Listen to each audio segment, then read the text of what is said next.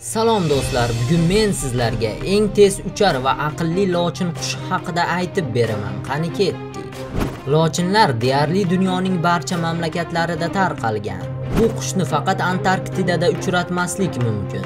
2005-yil kanadalik olimlar o'tkazgan tajriba natijalariga ko'ra, lochinlar dunyodagi eng aqlli qush deb tan olingan. Lochinlar vahshiy qush bo'lishiga qaramay, odamlar qo'liga tez o'rganadi. Odamlar lochinlardan ovchi qush sifatida foydalanib kelishadi. Bu qushning tezligi va abjirligi o'z o'ljasiga o'tkir tirnoqlari bilan tez hamla qilish qobiliyati ovchilarni hayratda qoldiradi. Tezlik bobida vahshiy qushlar orasida lochinlarga teng keladigani yo'q. Lochinlar ertalab va kechga yaqin o'lja qidirib uchib yurishadi. Kunduzi issiq jaziramada o'zini panaga oladi. Lochinlar daraxtlarga va tog' qoyalariga in qurishadi. Ba'zida bu vahshiy qush boshqa qushlarning uyasini o'ziniki qilib olishi ham mumkin.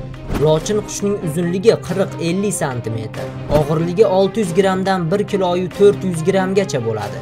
Qanot yozgandagi qulochi 1 m 20 cm. Qanotlari ixcham va egilgan bo'ladi. Urg'ochi lochinlar erkak lochinlardan qo'polroq, xo'rpaygan bo'ladi. Lochinlar o'ta sovuq havoni ham va juda jazirama issiqni ham yoqtirishmaydi. Ular salqin havoni xush ko'rishadi. Ular osmonda uchib qushlarga hamla qiladi. Lekin lochinlarga kabutar va qora shaqqildoq qushiga yetib olish oson bo'lmaydi. Chunki boshqa mayda qushlarga nisbatan kabutar va qora shaqqildoq qushi ancha tez uchadi. Lochinlar osmonda biror qushga hujum qilgudek bo'lsa, lochinning o'tkir tirnoqlari panjasidan qutulish mumkin emas. Chunki lochin shiddat bilan uchib kelib o'ljasiga urilganda, lochinning o'tkir tirnoqlari qushlarning bo'ynini uzib tashlaydi. Lochinlar yovvoyi g'ozlarni ham ov qilishi mumkin. Lochin qushi osmondagi qushlardan boshqa yerdagi mayda hayvonlarga ham hujum qiladi. Lochin agar yerdagi biror o'ljani ko'rib qolsa, tezda vaziyatni qo'lga oladi va o'ljasining ustiga uchib kelib, o'lja ustiga osmondan nayzadek tik otilib tushadi. Bunday tezlik bilan yerga tashlanish ba'zida lochinning o'zi uchun ham xavflidir. Chunki ba'zi hollarda tajribasiz yosh lochinlar ov paytida yerdagi o'ljasiga o'qdek tashlanib, adashib yerga urilib halok bo'lishadi. Suvda suzib yurgan o'rdakka osmondan o'qdek tushgan lochin mo'ljaldan adashib suvga g'arq bo'lishi mumkin. Chunki katta tezlik bilan chuqur suv ostiga kirib ketgan lochin suv tubidan chiqqunicha nobud bo'ladi. 2005-yil kuzatuvchilar lochinning rekord tezligini aniqlashdi. Lochinning eng katta tezligi soatiga 389 km ni tashkil etgan. Bu hayvonot olamidagi eng katta tezlik deb qayd etilgan. Lochinlarning ba'zi turlari juda noyob hisoblanadi. Lochinlar Rossiya va Ukrainada qizil kitobga kiritilgan. Lochinlarning har xil turlari mavjud. Lochinlar 2-4 tadan tuxum qo'yadi va bir oy davomida erkak va urg'ochi lochin tuxumlarini navbatdan bosib yotishadi.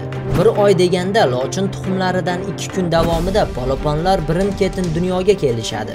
Ba'zi hollarda lochin tuxumlarining 4 tasidan faqat 2 tasidan bola ochiladi. Polaponlar bir oyda uchirma bo'lishadi va 1 yil davomida o'sib voyaga yetishadi. Lochinlar o'rtacha 15-17 yil va 25-30 yilgacha umr ko'radi. Lekin qadimda lochinlarning uzoq umr ko'rishi haqida qiziq faktlar uchrab turadi. 1732-yil odamlar bir lochinni ushlab olishadi. Lochinning bo'ynida taqilgan tasmasi bo'yinbog'i bo'lgan. Lochinning bo'yinbog'iga mana bunday so'zlar yozilgan bo'lgan. Hukmdor Angliya qiroli Yakova 1610-yil. Mana shu yozuvdan ko'rinib turibdiki, lochinning yoshi taxminan 122 da bo'lgan. Bunday sir-sinoatlar hayotda uchrab turadi. Hozirgi zamon davlatlari ham lochinlarga bee'tibor emas. 1994-yil Ukrainada lochin surati tushirilgan marka chop etilgan. 2000-yil Tojikistonda lochin suratli pochta markasi bo'lgan. Qozoq tangalarining birida ham lochin zarb qilingan. Qirg'iziston davlatining gerbida ham lochin ramzi bor. Lochinlar agar qo'lga o'rgatilsa, insonga juda sadoqatli bo'lishadi. Chunki bu yirtqich aqlli qushning o'ziga yarasha mardligi ham bor. Mana shunaqa gaplar do'stlar. Agar video yoqqan bo'lsa, videoga like qo'ying va kanalimizga qo'shiling va o'zingizning fikringizni izohlarda qoldiring. Hammaga xayr.